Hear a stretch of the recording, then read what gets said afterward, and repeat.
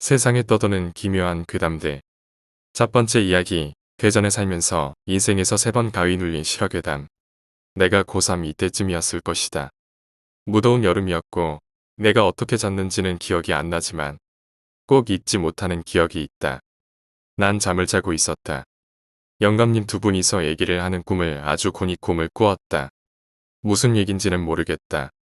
하지만 내가 태어나고서 처음 가족이 단체로 모였었던 날이 있었다. 그때가 5살쯤인 것 같다. 그때 기억이 이렇다. 버스 하나를 빌렸었고 그때 우리 친가 모든 분들이 버스에 탔었다. 그리고 그분들이 울고 있었고 난 천진난만하게 엄마 왜 울어? 이랬었던 기억이 있다. 내가 중학교 때 무렵 그 일은 할머니 장례식이었다는 걸 알았고 그 후 할아버지도 돌아가셨고 고3쯤에는 작은 할아버지도 돌아가셨다. 여하튼 나는 눈을 감고 자고 있었는데 영감님 두 분이 앉아서 내 눈 위에서 말씀을 나누셨다. 자세히는 들리지 않았다.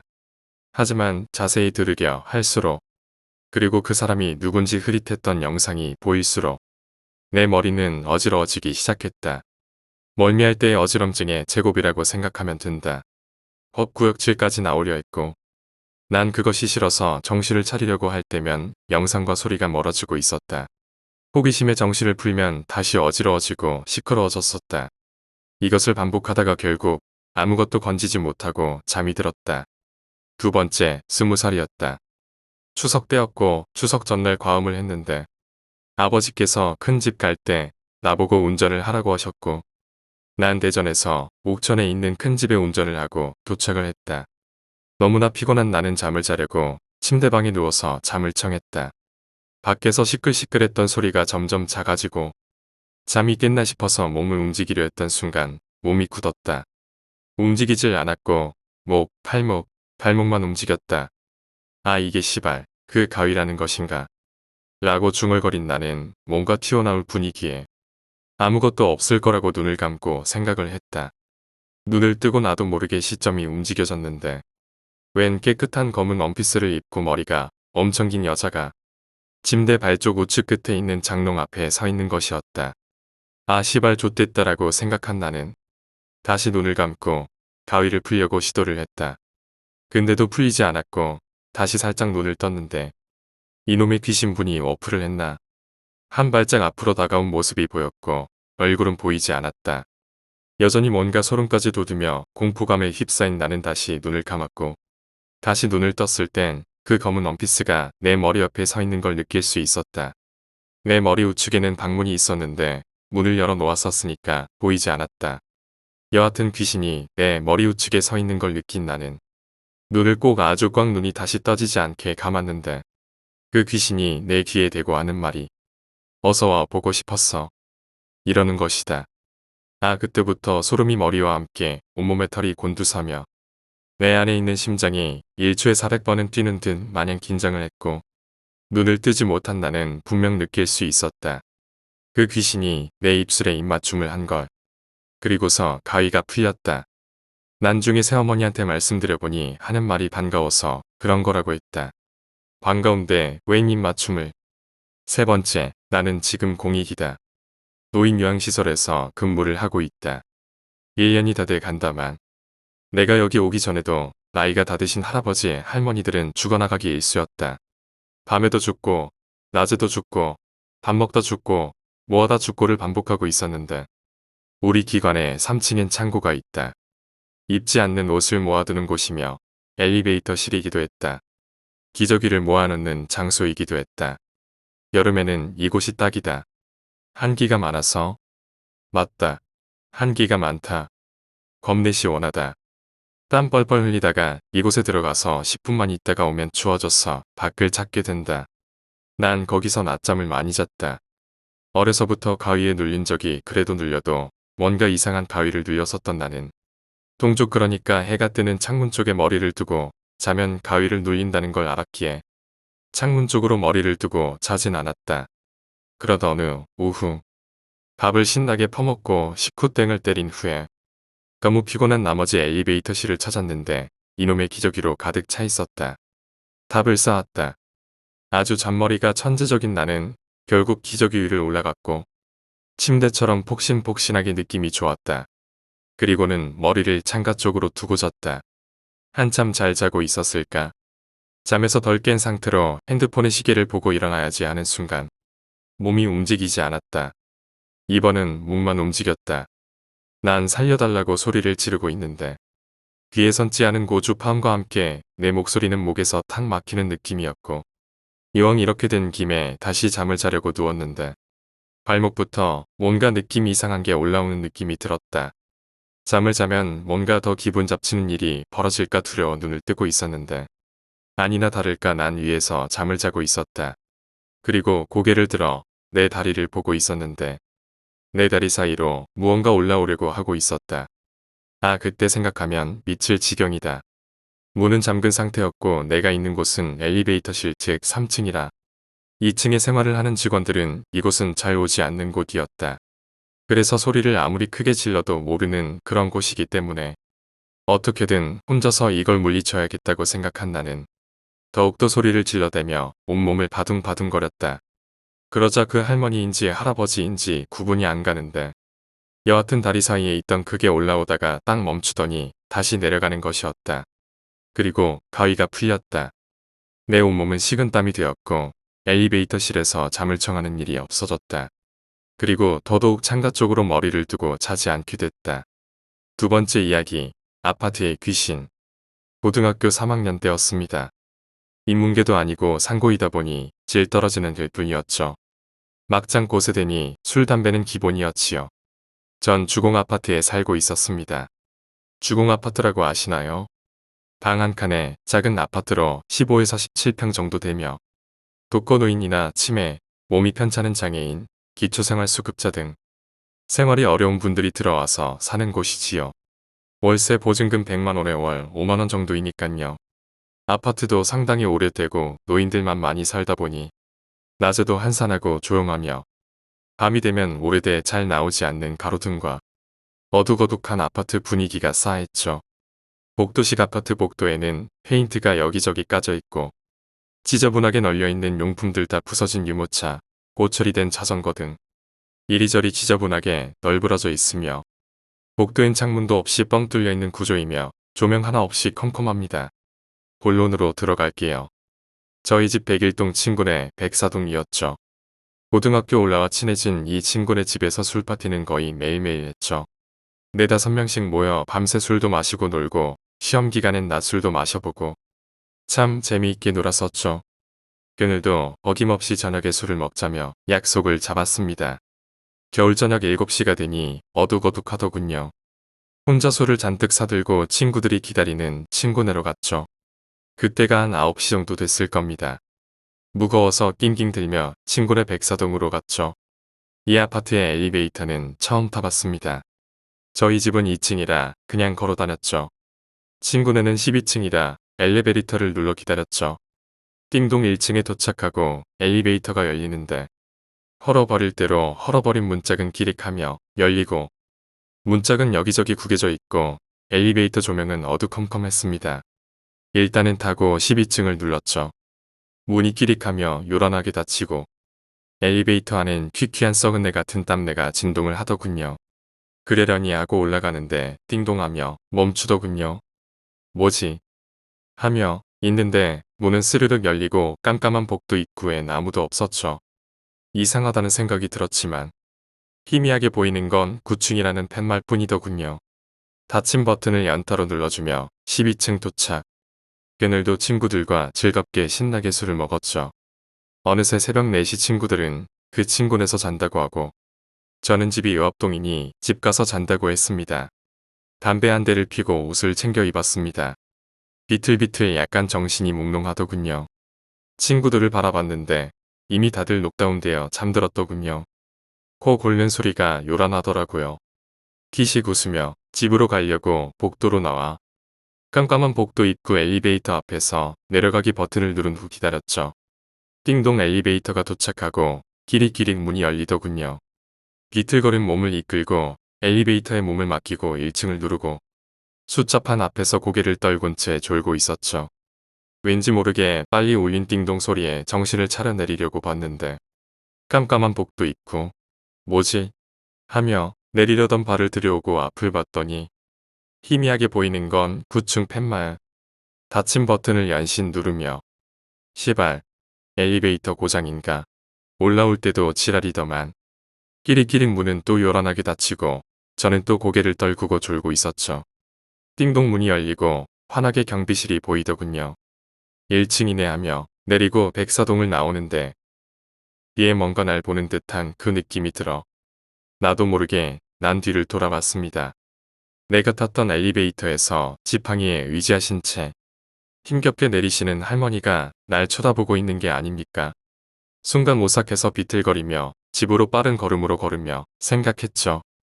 분명 아무도 안 탔는데 아무도 없던 것 같은데 내가 고개를 숙이고 있어서 몰랐나.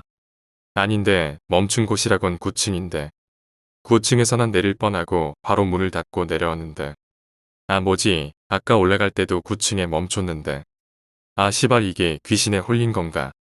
아 짜증난다 무섭다를 계속 반복하며 집으로 와 잠에 들어버렸죠. 다음날 아침 머리가 깨질 듯한 아픔에 눈을 떴고 비몽사몽한 몸을 깨우기 위해 샤워 후 배가 고파 백사동 친구에게 밥을 먹자고 전화를 했고 그 친구는 자기네 집에서 어제 애들이랑 같이 먹자고 하더라고요. 다 일어나 있다며 알겠다며 그 친구네로 갔습니다. 어제 일을 완전히 까먹고 있었죠. 그리곤 백사동 입구에서 어제 새벽에 일이 스치듯 생각나더군요. 엘리베이터 앞에 서서 멈칫했습니다.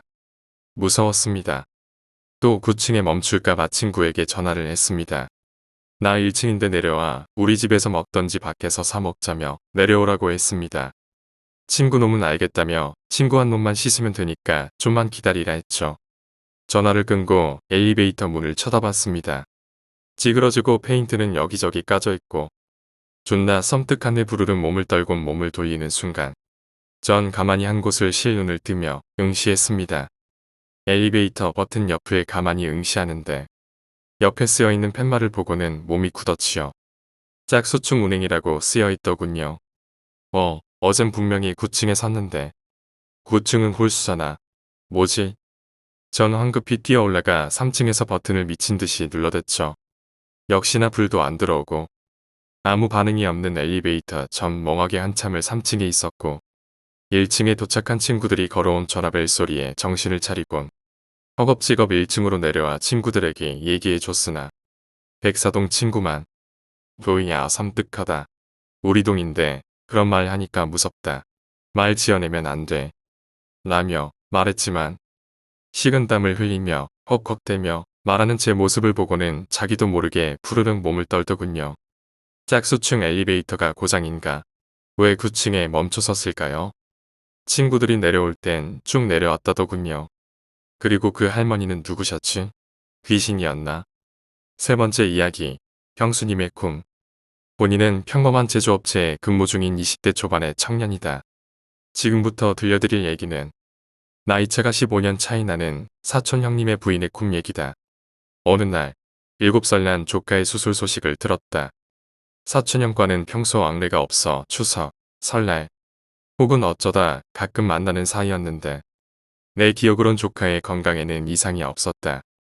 그런 조카에게 무슨 수술이라니.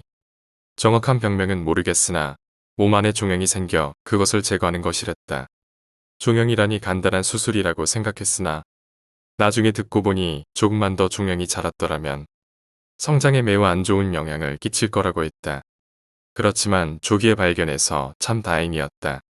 수술이 끝나고 생활을 하기에 지장이 없을 정도로 호전됐을 무렵 외숙의 75번째 생신을 축하하기 위해 친척분들이 외갓집에 모두 모이셨다. 물론 그 사촌형과 형수님도 오셨다. 조카의 건강 상태를 물어볼 겸 이야기를 나누었는데 연신 형수님이 나에게 고맙다고 말씀을 하시는 거다. 덕분에 딸아이가 무사히 수술을 받아서 건강해졌다고 속으로 생각을 했다. 걱정을 해줘서 고맙다고 말씀하시는 건지. 근데 그건 아닌 것 같고 조카를 위해 뭐 병원비를 대준 것도 아니고 도대체 뭐를 가지고 그리 말씀하시는 건지 잠깐 어리둥절할 찰나 사촌형에게 놀라운 이야기를 듣게 되었다. 7급 공무원으로서 일정한 시간에 퇴근을 하고 뇌 규칙적인 생활을 유지하시는 형수님은 평소 꾸지 않던 꿈을 그것도 똑같은 꿈을 계속 꾸더랬다. 꿈 내용은 이랬다. 차가운 수술실을 배경으로 수술대에는 조카가 누워 있었다.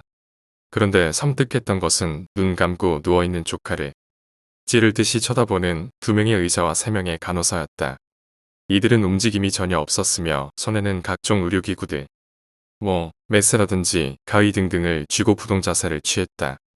그런데 조카를 제외한 5명 외에 또 1명이 있었는데 바로 1살, 2살쯤 돼 보이는 아기였다. 그 아기는 움직임이 없는 6명과는 다르게 조카의 손을 붙잡고 형수님을 쳐다보며 울고 있었다. 매우 서럽게 울고 있었으며 그 소리가 수술실이 쩌렁쩌렁 울릴 정도로 크다고 느꼈다고 한다. 이 꿈을 반복적으로 꾸자 본능적으로 보통 일이 아님을 직감하고 조카를 큰 병원으로 데려가 여러 가지 검사를 시작했는데 그곳에서 종양을 발견했다. 그래서 지금에 이르러 무사히 수술도 마치고 건강해졌다는 것이다. 입원과 수술 그리고 퇴원에 이르기까지 며칠간 조카에 대한 걱정으로 인해 생겨난 극도의 스트레스와 피로를 풀기 위해 며칠 휴가를 내고 쉬던 중 그 꿈속에서 아기의 모습을 떠올리게 되었단다. 어찌됐거나 그 아기 덕분에 자신의 딸아이의 병을 알게 되어 치료를 시작할 수 있게 되었으니까.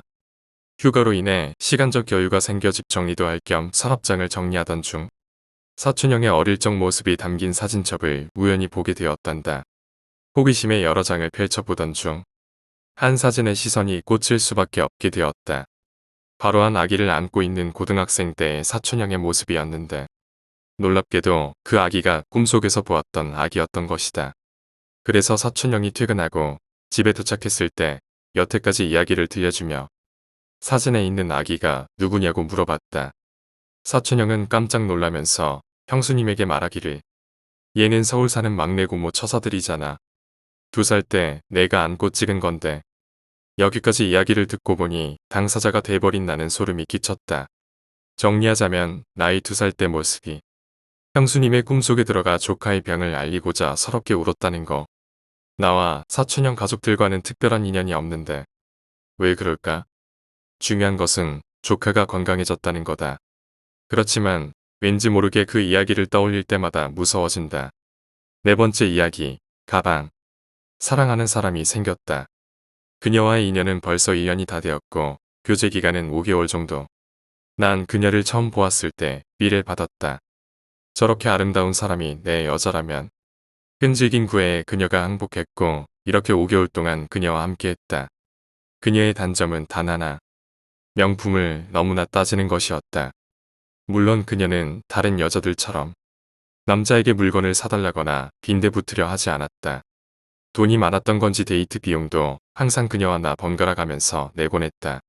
한 번 내가 사줄라 치면 꼭 다음번엔 자기가 사려고 했기 때문에 남자친구로서의 생색은 낼 수 없었지만 난 그런 그녀가 좋았다. 가난한 우리 집의 사정을 너무나 잘 알고 있는 그녀가 날 배려해주는 모습이었다는 것을 알았기에. 하지만 그녀의 명품 가방은 하루가 멀다 하고 바뀌었고 그녀의 가방 수집이 너무 싫어 좀 안 좋은 말을 하기도 했지만 조심스럽게 따뜻한 음성으로 날 설득하는 그녀의 모습에 난 항상 지고 말았다. 자 이거 봐. 오늘 새로 산 가방이야. 괜찮은걸. 난 가방에 대해선 아무것도 모르니. 그녀가 그렇게 물어와도 무덤덤하게 답할 수밖에 없었다. 그렇게 수십 개의 가방을 사면서 그녀는 무슨 생각을 하는 걸까? 분명 좋아하는 물건이니까 수집하는 거겠지. 무슨 뜻이 담겨 있는 건 아닐까? 난 많은 생각을 해왔다. 가방에 대해서 한번 공부를 해볼까도 생각해봤지만 명품 가방은 이외로 굉장히 많았다. 할 일 없이 공부를 해야 되나 싶어 포기했고 그녀에 대한 가방을 수집하는 것에 대해 관심을 끄게 되었다. 그러던 어느 날 그녀에게서 초대권이 날아왔다. 물론 그녀의 집으로의 소박한 편지지의 초대권. 난 설렘 마음에 그녀의 집으로 향했다. 그녀의 집은 상상 이상으로 굉장히 컸다. 물론 그녀를 데려다 주긴 했지만 항상 골목에서 날 보내려는 통의 집을 볼 수 없었는데 부자일 거라 생각했던 나의 예상이 정확히 들어맞은 것 같았다. 그렇다고 그녀를 향한 나의 마음이 변한 것은 아니지만 어때 우리 집? 조금 괜찮지? 응? 이 정도면 저택이라고 해도 할 말이 없겠다. 그건 오버야 과일이라도 깎아올게. 그렇게 그녀를 기다리는 동안 그녀의 집 구경을 시작했다. 우와 여기저기 많은 방의 그 크기도 굉장했다. 응? 여긴 뭐 하는데? 야 넓은 방이었는데. 옷을 재봉하는 물건들이 굉장히 많았다. 여기저기를 구경하는데 특이한 가죽을 발견했다. 이건 뭐지? 꼭 하늘색 빛의 가죽이 신기해 만져보려는 찰나. 잠깐만. 응? 그녀가 깎은 과일을 담은 접시를 들고 나에게 소리쳤다. 그 가죽은 맨손으로 건드리면 위험해. 자 과일 먹자. 아 미안. 과일은 너무나 좋아하는 것들 뿐이었다. 그녀도 이 과일들을 너무나 좋아한다며 살짝 미소를 지어 보내는데 그 행복감은 이로 말할 수 없었다. 세상을 전부 다 가진 느낌이랄까. 행복해하는 나의 표정을 읽었던 건지 그녀가 나에게 다가왔다. 조금씩 조금씩 왠지 날 유혹하는 것 같이. 난 그녀의 모습에 빠져버렸고 이어지는 달콤한 키스의 고통을 느꼈다. 옆구리가 화끈한 느낌이 듦과 동시에 이로 말할 수 없는 고통이 이어졌다. 내장을 전부 끊어버리는 듯한 차가운 칼날. 왜 어째서? 난 의식을 잃고 말았다. 살아있나? 의식을 차렸을 때 그곳은 감옥처럼 음침한 곳이었다. 난 차가운 바닥에 묵힌 채 누워 있었고 차르릉 하는 소리가 그곳을 울렸다. 그리고 여기저기 신음소리가. 그곳에 있는 건 나 혼자만이 아니었다. 그리고 그녀가 내 시야에 들어온다. 왜 그러는 거야? 그녀는 기이하게 생긴 칼을 들고 있었다. 넌 마음에 들었으니까 고통 없이 죽여줄게. 그녀는 섬뜩한 표정으로 그렇게 말하며 자신이 들고 있는 칼을 들었다. 그리고는 그 칼로 내가 아닌 다른 사람을 찔렀다. 비명소리 하나 없이 그 사람은 죽었다. 그의 피가 내 얼굴을 적셔왔다. 그리고 그녀가 하는 일은 정말 잔인했다. 온몸을 그 사람의 피로 적셔지는 것은 아랑곳하지 않은 채 그 기이한 칼로 그 사람을 가죽을 벗겨내는 것이었다. 내가 보았던 가죽. 5번째 이야기. 알바를 하던 중 실화괴담. 전 패스트푸드점 아르바이트를 하고 있었습니다. 처음엔 주간 알바를 뛰다가 좀 있으니 점장이 야간에 사람이 비었다고 하더라고요. 그래서 전 시급도 짭짤하고 사람도 별로 없을 것 같은 야간 알바를 하게 되었죠. 역시나 야간은 한가했습니다. 11시부터 새벽 대여섯 시까지 하는 거였고 저는 그냥 설거지만 하면 되는 것이었기에 참 편했죠. 야간이든 주간이든 똑같지만 4시간 이하는 30분, 8시간 이하는 1시간의 휴식 시간이 주어집니다. 저 같은 경우는 11시부터 1시까지 해서 1차 업무가 끝나기 때문에 1시간 정도 건물 지하 2층에 있는 사무실로 내려가 휴식을 취하죠. 그리고 그 건물에는 화장실이 지하 1층 지하 주차장에 밖에 없습니다. 당연 제가 쉬고 있던 지하 2층에선 엘리베이터를 타고 올라가야 하죠. 뭐 어쨌든 전 휴식 시간에 햄버거 하나 먹고 TV를 보고 있었죠. 무슨 미스터리 어쩌고 하는 건데 저주로 사람을 죽일 수 있고 뭐 흉가의 비밀 이런 걸 하더라고요. 이런저런 잡생각을 하며 TV를 보는데 갑자기 배가 아팠습니다. 웬만하면 그냥 참겠지만 0.1초라도 지체했다가는 터져버릴 것 같은 상황이었죠. 전 급히 휴지를 챙기고 지하 1층으로 올라가서 화장실에 들어갔습니다. 여기서 잠시 화장실 구조를 설명하자고 하면 대략 1에서 2평 남짓한 공간에 입구 쪽에 세면대와 소변기가 있고 소변기 바로 옆에 여자 화장실, 즉 똥 누는 곳이 있었습니다.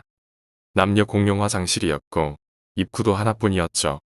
새벽 1시라 사람들도 별로 없고 해서 저는 입구에 하나밖에 없는 문을 잠그고 일을 보기 시작했습니다. 담배 하나를 펴도 어째 개운하게 일이 안 봐지더라고요. 그래서 담배 하나를 더 물고 불을 붙이는 순간 입구에서 문을 두드리는 소리가 들리더라고요. 쿵쿵. 전 놀래서 대충 끊고 닫고 문을 열었습니다.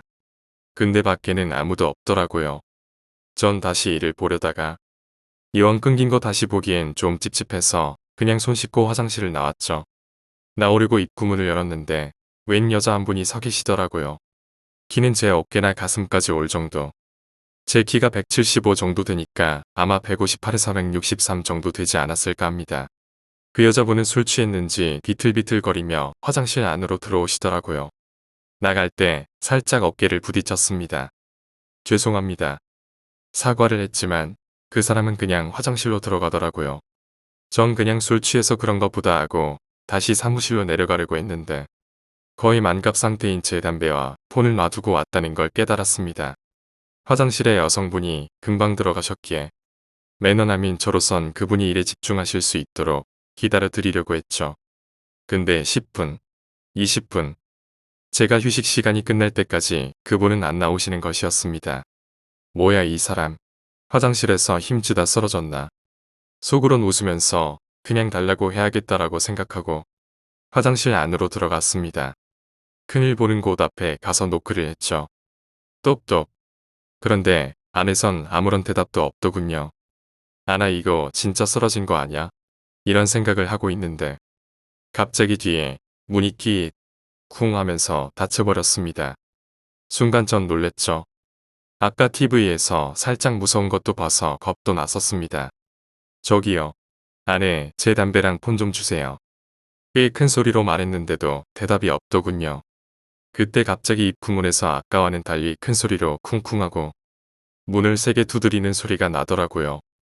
전 진짜 무서웠습니다. 귀신이라고는 생각도 안 했지만 생각해보세요. 새벽 1시에 공포영화 단골 장소인 지하 주차장, 게다가 화장실, 한평 남짓의 입구도 하나밖에 없는 상황. 충분히 무서울 수 있는 상황이었습니다. 전 그냥 앞뒤 안 가리고 그 여자분이 있는 화장실 문을 확 열어버렸죠. 그런데 안에는 아무도 없었습니다. 들어가는 걸 확실히 봤는데 문 잠그는 소리까지 듣고 분명 난 입구에서 안 떨어지고 가만히 있었는데 아무도 없었습니다. 진짜 너무 겁이 났습니다. 안에 있는 폰과 담배를 급히 챙기고 다시 뒤로 돌아서려고 하는데 갑자기 입구 문이 열리기 시작했습니다. 문 열리는 소리가 그렇게도 소름 끼칠 수 있다는 건 전 처음 알았습니다. 그리고 그분 앞에 서 계시던 여자분, 제가 화장실에서 나올 때 봤던 그분이 저를 노려보며 섬뜩한 미소를 짓고 계셨습니다. 그리고 왼손에 들려진 무언가가 보였습니다. 자세히는 보지 못했지만 섬뜩한 붉은 액체와 금속으로 보이는 짧은 막대기. 전 지금 생각해보면 참 이상하지만 그 공포 속에서 그 여자 쪽으로 달려갔습니다. 나갈 수 있는 문은 그곳 하나뿐이었기 때문인지 그 자리에 있으면 왠지 크게 다치거나 죽을 것 같다는 본능적인 공포 때문인지 그것은 모르지만 전 입구 쪽으로 달려갔고 사무실에서 마음을 진정시킨 뒤 다시 2차 업무를 하러 갔습니다. 뭐 나중에 같이 일하는 분들께 그 얘기를 했더니 전에 야간하던 사람도 그거 보고 그만뒀다고 하더라고요. 전 그곳에서 일한 나머지 한 달 동안 휴식 시간에도 화장실엔 절대 안 갔답니다. 6번째 이야기, 미인방명. 전과는 다른 풍경이었다. 지혜가 교실에 들어오자마자 뒤를 졸졸 따르는 남학생의 무리들이 보였다. 지혜의 손엔 또 어제처럼 예쁜 색깔의 편지봉투 몇 장과 꽃 3송이가 있었다. 다만 굳이 어제와 다른 점 몇 가지를 꼽자면 어제보단 꽃 1송이가 부족하고 대신 육안으로만 봐도 상당히 고가로 보이는 향수병이 하나 있다는 것이다.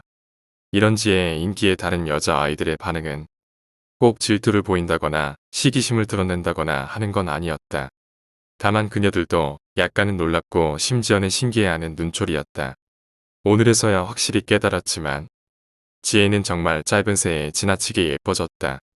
반듯한 이마에 검고 긴 눈썹, 가느다랗고 깊은 눈망울과 오뚝하게 솟아있는 콧날, 작고 붉게 빛나는 입술과 그녀의 뺨, 그리고 희고 아름다운 우윳빛 살결.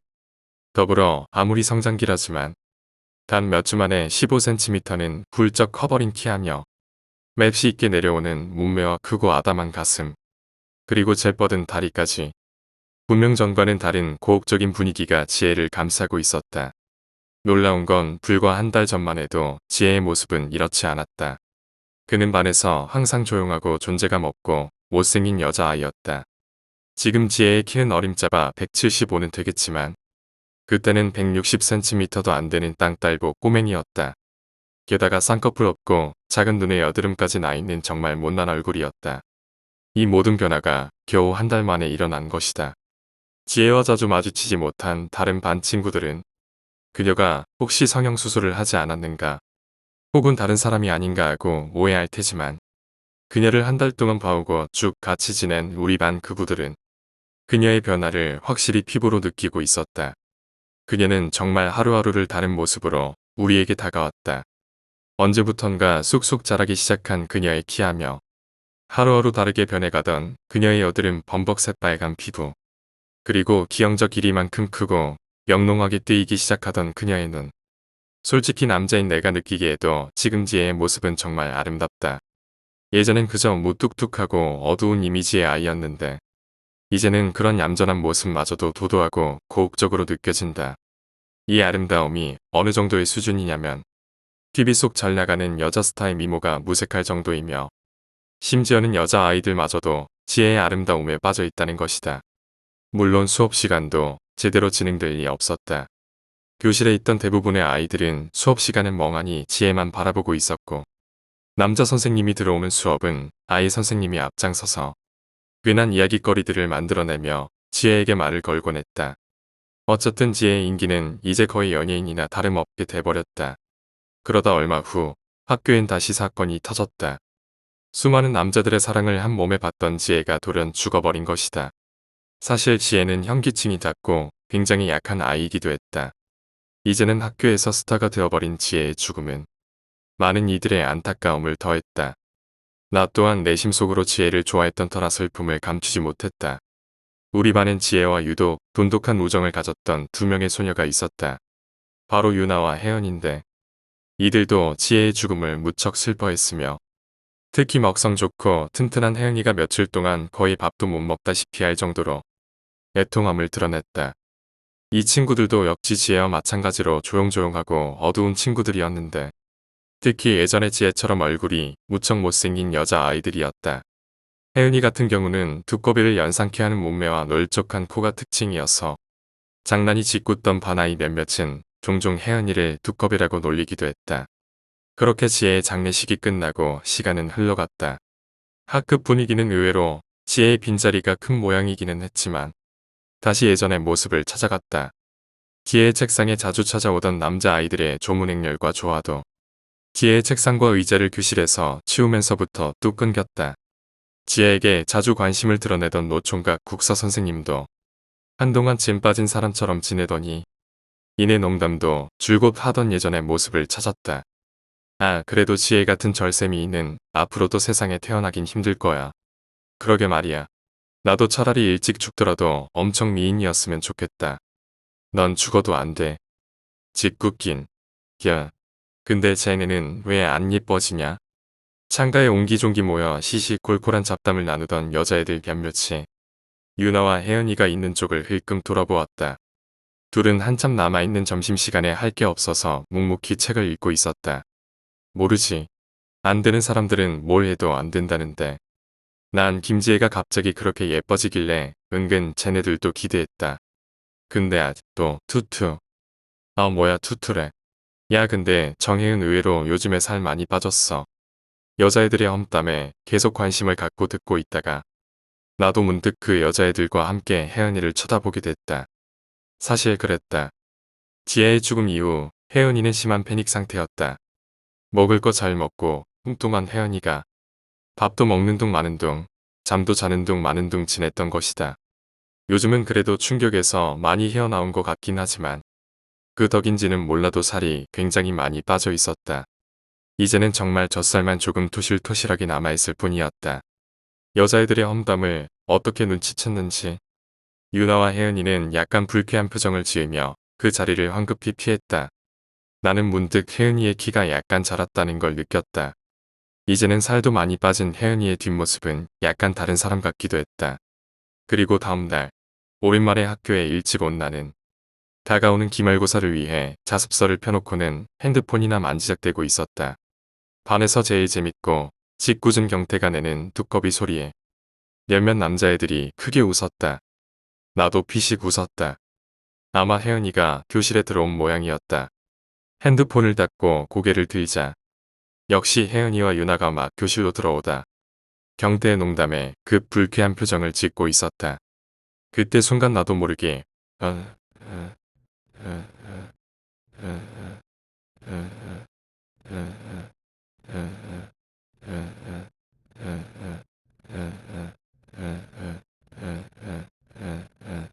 하는 탄성을 작게 뱉었다. 혜은이는 이제 두꺼비가 아니었다. 아니 꼭 지금이라기보다 언제부턴가 혜연이는 그녀의 별명이 무색할 정도로 꽤 라인 있는 모델 몸매를 뽐내기 시작했다. 그러다 방금 확 느끼게 되었다. 그녀는 굉장히 길고 잘 뻗은 섹시한 여자라는 것이다. 혜은이는 그날 이후로도 계속 변하기 시작했다. 이제는 예전의 혜은이를 생각하면 전혀 다른 사람을 떠올리는 것 같을 정도. 혜은이는 굉장히 예뻐지기 시작했다. 특히 그녀의 키포인트라고도 할 수 있는 널쩍한 코가 굉장히 날이 서고 우뚝해졌다.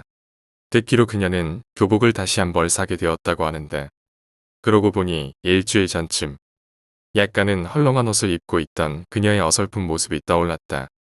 그녀는 이제 정말 그녀를 두꺼비라고 부르는 자체가 죄악일 정도로 굉장한 미녀가 되었다. 마치 몇 달 전의 지혜처럼.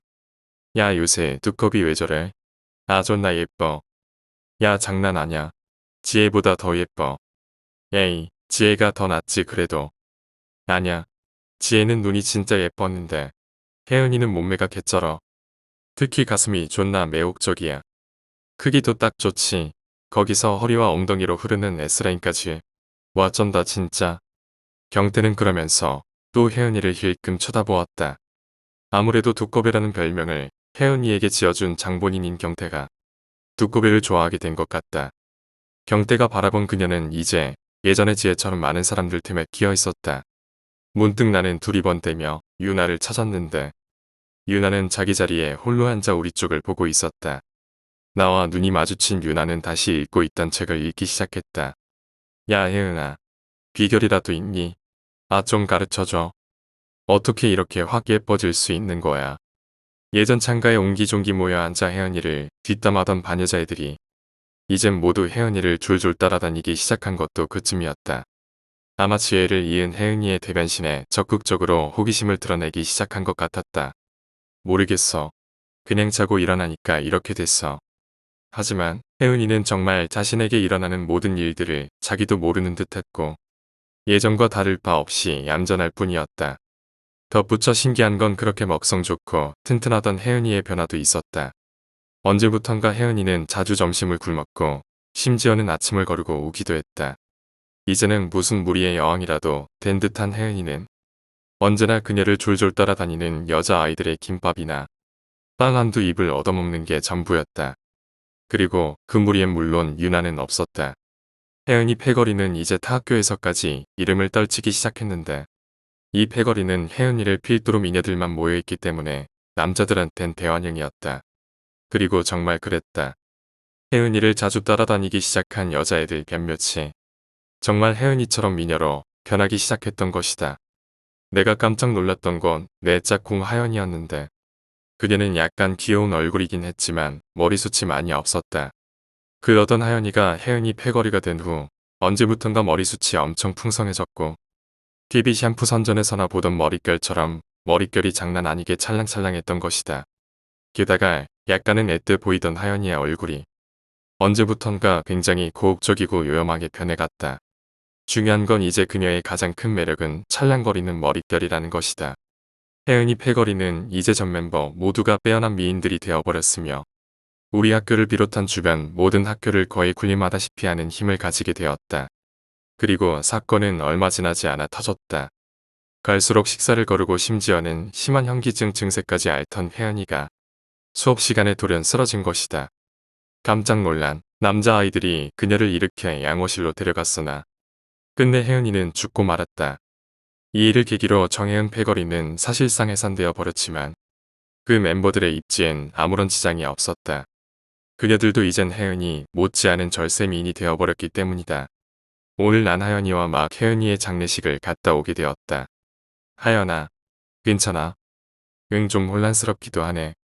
힘내. 너무 야위어 보여. 혜은이는 착하고 이쁘니까 좋은 곳으로 갔을 거야. 응, 그렇겠지. 근데 나 너무 힘이 없네. 걱정 마. 조금 있으면 괜찮아질 거야. 아니, 이게 꼭 혜은이 때문만은 아니야. 나는 잠시 멍했다. 생각해보니 하연이는 꼭 친했던 혜은이의 죽음 때문만이 아니라 그 이전부터 약간 기운 없는 모습을 보여줘 걱정을 하게 했다. 무슨 뜻이야? 나 아무것도 안 먹은 지 이틀이 됐어. 거식증인가 봐.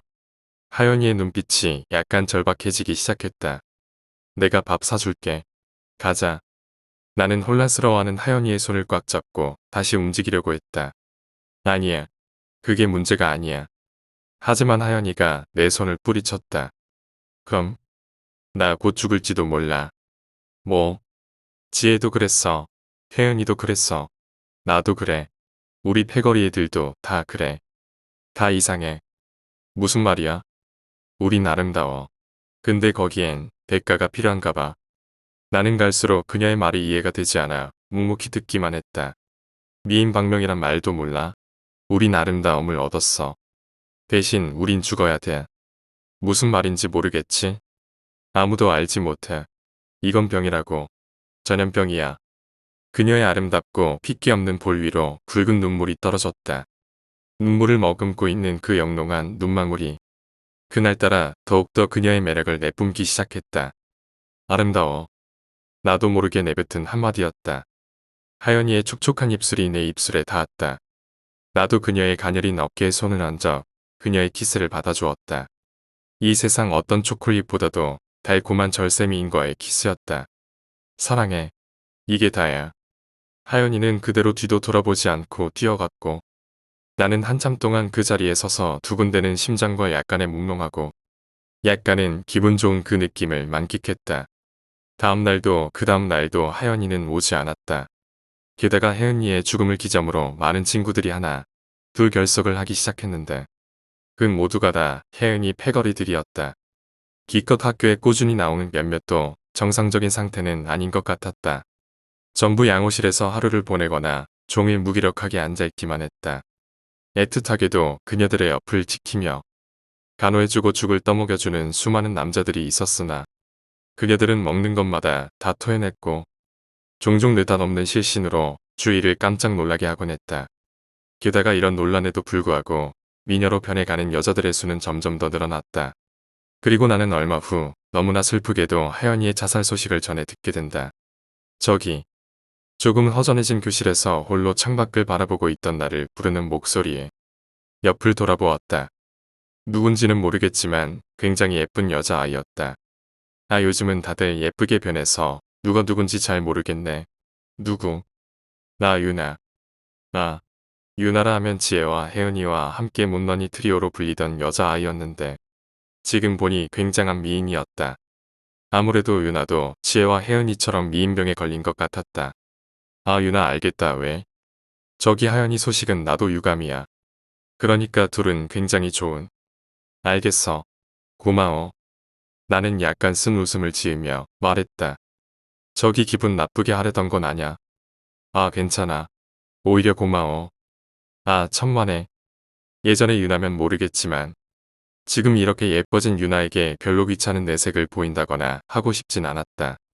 오히려 나도 모르게 유나의 얼굴을 뚫어지게 쳐다보고 있을 뿐이었다.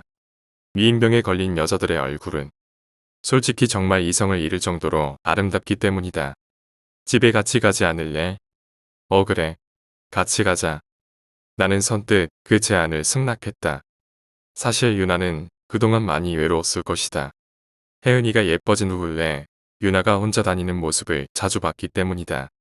아무래도 늘 지혜와 혜은이와 함께 셋이서 어둡게 지낸 유나는 스포트라이트를 받기 시작한 혜은이를 차마 친구라고 부르기 부담스러워했을 것이다. 하지만 유나는 다른 미인병에 걸린 여자애들 같지 않게 건강하고 활발한 것 같아 보여 안심이 됐다.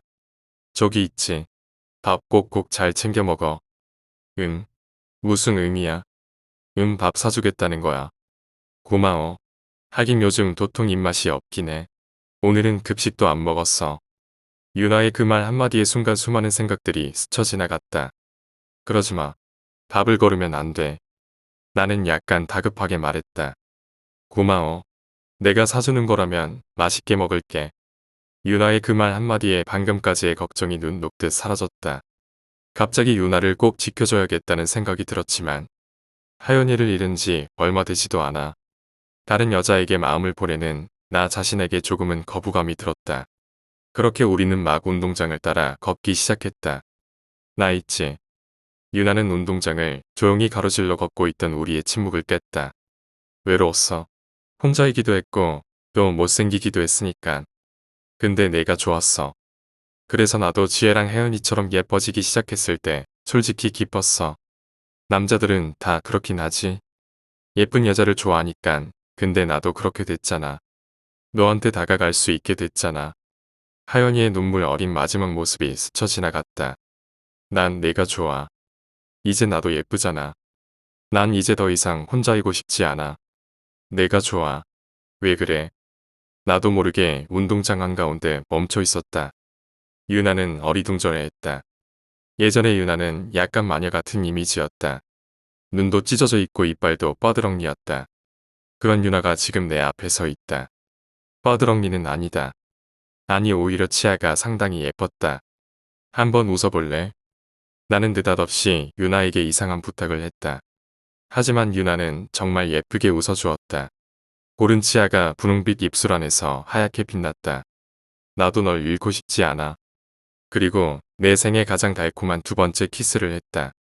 얼마 후 바로 옆반에 또 다른 사망자가 발생했고 그것이 신호탄이라도 된 듯 미인병에 걸린 여자들 대부분이 줄줄이 쓰러져 나갔다. 비교적 발병이 늦었던 미인병 환자들은 이따금씩 커져가는 불안감에 하루하루가 사는 게 사는 것이 아니었다. 그리고 이젠 자신의 신체에 막 변화가 일어나기 시작한 걸 깨닫기 시작한 여자아이들은 미인이 되어간다는 도취금보단 충격과 두려움에 눈물을 흘려야 했다. 특히 유나도 그랬다. 친구들의 잇따른 사망 소식에 미인병의 정체를 알게 된 유나는 너무나도 큰 공포감에 시달리며 매일을 눈물로 보냈다. 그런 모습마저도 아름다운 유나를 나는 꼭 지켜내겠다고 다짐했다. 그리고 다시는 하연이 같은 불상사가 일어나지 않게 노력할 것이라고 스스로 맹세했다. 언제부턴가 유나는 밥도 먹지 않았다. 안 먹는다기보다는 못 먹었다. 먹는 족족 토해댔기 때문이다. 갈수록 야위어가는 그녀의 모습과 핏기 잃은 그 얼굴은 마치 하연이의 마지막 모습을 떠올리게 했다. 학교는 휴교령이 내려졌고 근방의 거의 모든 젊은 여자들은 다 아름다운 미인이 되어가는 기이한 현상이 벌어지게 된다. 유나가 혼수 상태가 된 지 사흘 후 밤이었다. 유나야. 나왔다. 유나는 말이 없었다. 그녀는 이제 거의 미라가 되어가고 있었다. 하지만 왠지 모를 그녀의 고혹적인 매력이 주위를 맴돌고 있었다. 그녀는 심지어 미라라도 예쁘긴 예뻤다. 곁에 앉아 그녀의 머리카락을 쓸었다. 유나의 예전 모습은 이제 기억이 잘 나지 않는다. 하지만 지금의 유나는 예쁘다. 그거면 됐다. 짧지만 함께한 순간이 너무도 그립다. 무엇보다 유나와 나눈 그 첫 키스. 그립다. 유나의 입술은 이제 연분홍색이 아니지만 그녀의 이빨은 여전히 희고 아름답다. 키스하고 싶다. 유나의 자는 모습. 키스하고 싶다. 키스해줘. 깜짝 놀랐다. 그녀의 입술은 아주 옅고 흐린 목소리로 마지막 부탁을 하고 있었다. 키스해줘. 나는 멍하니 그녀의 얼굴을 바라보았다. 이제 곧, 아니 방금 죽은 사람이라고 해도 믿을 정도로 그녀는 모든 기력은 쇠진한 것 같다. 나는 망설이지 않았다. 나와 그녀의 입술이 닿았다. 그리고 천천히 그녀의 입속을 사로잡았다. 하지만 그녀는 반응이 없었다. 제발. 갑자기 간절한 마음이 들었다. 하지만 그녀는 여전히 평온하게 잠들어 있을 뿐이었다. 왜? 모든 게 원망스럽다는 생각이 들었다. 그녀의 새근새근한 숨소리도 자꾸 희미해져 갔다. 키스를 멈췄다. 달콤함도 짜릿함도 두근거림도 아무것도 없었다. 그냥 무언가 물렁물렁한 것을 실컷 핥은 느낌이었다. 그렇게 그녀를 한참을 쳐다보았다. 결국 유나는 죽었다. 세상은 지금 죽음과 동시에 아름다움에 물들여져 있다.